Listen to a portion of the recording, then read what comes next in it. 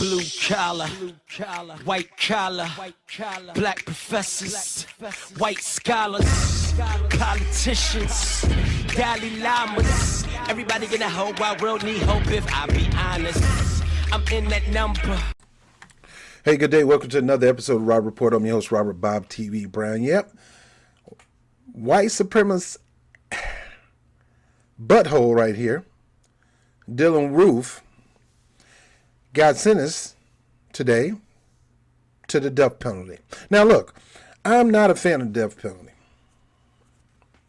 I'm not a fan of killing people. I don't like killing. Even if they kill people, I don't think you killing another person solves the issue.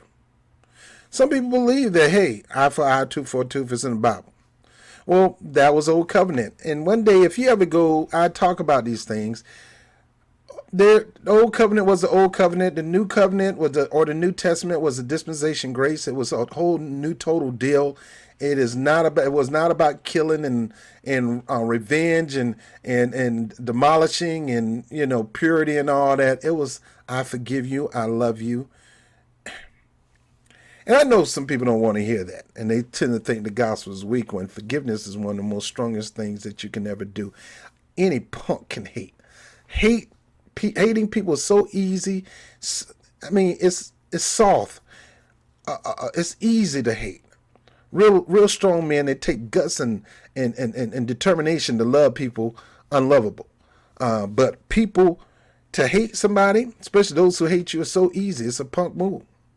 There's no strength in keep hating each other. Now, this dude right here, easy to be hate. He goes in and shoot a bunch of black people in a church who's fellowshipping. No different from these Muslims going around blowing up a whole church who was celebrating the God that they serve.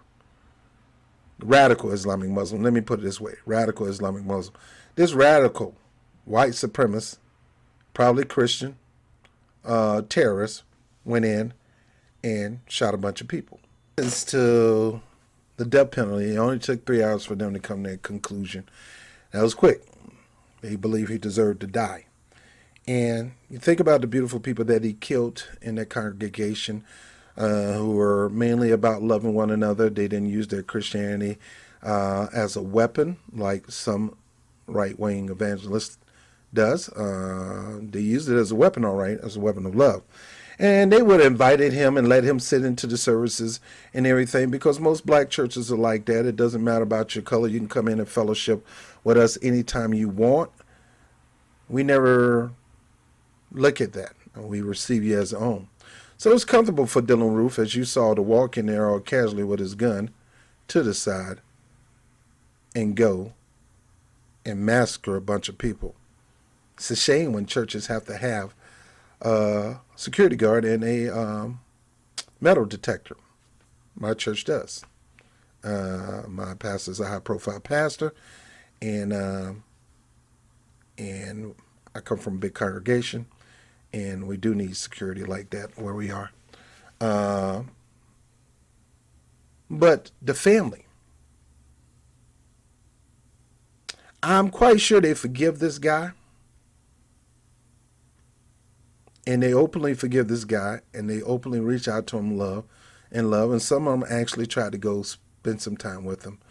But you got to understand, he is a white supremacist, and I don't know if that affected him yet. It still could be working on him. Love does wonder. When you love people that's unlovable, they can't take it. It's like, get off me. I don't want to hear this. Don't tell me this. Leave me alone. And it wears on you. It wears on you. Nothing wants to get on you. It's hard to come off. Only thing you could do is do something even more mean, thinking it's going to come off, but it's not going to come off you. Sure, he killed all those people, but the people that survived and the family of that victim, a lot of them forgave them. A lot of them reached out to him. Now, some of them don't forgive. They don't forgive him. And they're saying, good, eye for eye, tooth for tooth is what you get. They're happy that he's going to be dealt with. And look, a lot of people in the world are happy, okay? This is a young, bright young man who probably had a great future if it wasn't for white supremacist education. And it's white supremacist education that turned men into monsters. Same thing in my community. There are certain part of communities that teach us not to like white people, teach us not to like other colors. And for various reasons. And some of those reasons are valid. But as a Christian, you can't do that. Can't hate. You can have what they call righteous indignation. There's certain things you can hate, but your number one sword is love, and your number one sword is forgiveness. Now, they did this for this guy, but that's not going to stop the law. The law says he's going to be executed. It is what it is. You go around killing people, the law is going to get you. But I'm quite sure he'd take it as a badge of honor if that love is not taking effect on him. If he's still rooted in this hatred, he's taking it as a badge of honor. And he'll rather go down thinking he's going to be a martyr for a white cause.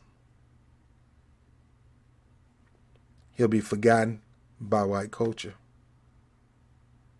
He'll be forgotten by white supremacist cultures faster than the radical Islamic terrorists is forgotten by the people who so-called fund them. They don't put them in the Hall of Fame for the dirty deeds they did, but they got them believing that they're going to be put in the Hall of Fame of heaven for their jihadist acts. And this guy probably thinks he's going to be in the Hall of Fame of white supremacist heaven because of this act. He really believed that it was more better for me to kill those people. I don't feel sorry for those people. That letter said. I feel more sorry that white kids got to be bought in this insane world. I paraphrase. That's what this guy said. And there's a lot of people who think like that. Not as many as people think it is, but there's still a lot too many, and that's too many that's have the ability to teach more people and this begin to multiply. That's why I focus on teaching on love on my other channel. Matter of fact, I'm doing a series called How to Make America Love Again. You're invited to go to the Winning with Love Bobby channel, like, subscribe, watch a couple of those videos. That is my faith-based channel. That is strictly faith-based. I'm not preachy. We just talk about loving one another, even people who are difficult. On this one, I try not to get preachy, okay? I tell it like it is. It's two totally opposite things, but it's both things that I am passionate about. But yeah, Dylan Ruth will be executed soon. I'm Robert Brown with the Rob Report. I'll holler at you later. Peace. Hey, thank you for watching that episode of the Rob Report. Before you go now, I need you to do two things for me. First thing, I want you to like the video if you liked it. Second thing, I want you to share it all across social media. And if you have not subscribed, please make sure you hit the subscribe button right now. Stop and do it. As Jimmy Dore says sometimes, you think you're subscribed, or you go check and find out you're not subscribed. So make sure you check that you're subscribed and hit the notification bell. That'll let you know when I put a new content out.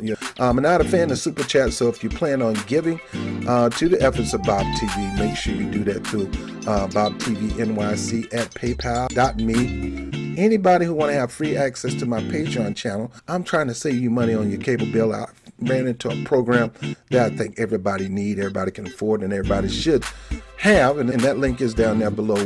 5,000 plus channel, best sports package, and the best premium TV and even international channels, and you can access this all over the world. Go ahead and check that out, get your free trial, and if you decide to support, become members of those two services, we'll go ahead and give you full access to the Patreon channel, and there's no cost to it. So my name is Robert Brown with the Rob Report. Thank you for watching. I'll holler at you later. Peace.